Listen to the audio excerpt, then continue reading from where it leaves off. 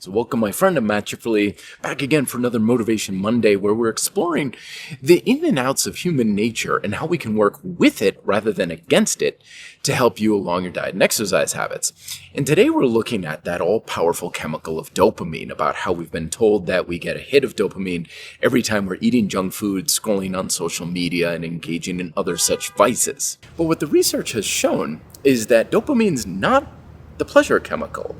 It's instead more of a desire chemical. We get the dopamine hit in the anticipation of pleasure.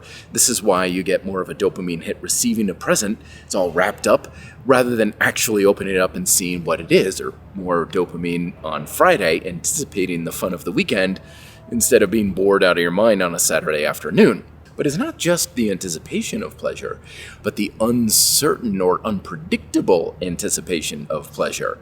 Because if you have an action and it has a reliable payoff, then it's like, yeah, okay, that's somewhat boring.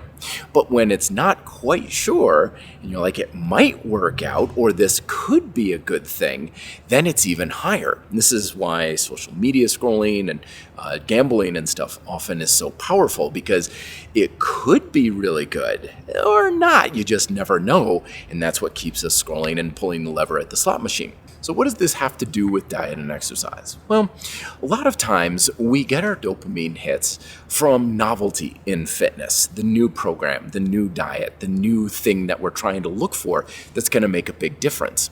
But this is a bit of a falsehood, because yeah, you are getting a dopamine hit every time you've got this new potential to get success.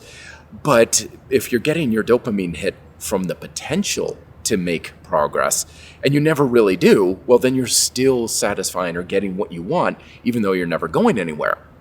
Instead, what we want to do is retrain our attention to have more of the anticipation of progress rather than novelty. If you were a farmer and you needed to dig a well for water, you could spend all day digging in your field, but you're never going to strike water if you're only digging a foot or two into the earth and then be like, this isn't working. I bet there's water over by the tree.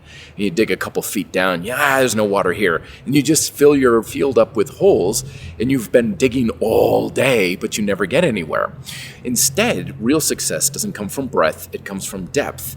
In order to achieve that, you have to stay consistent or on a particular set of habits.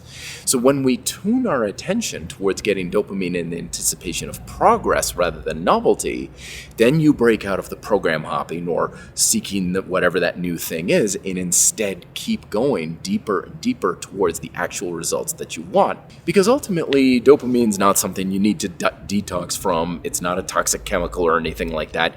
Even some who studied neuropsychology say you can't detox from it. It's how your brain works. So like many things in fitness, we don't want to fight it, we want to work with it.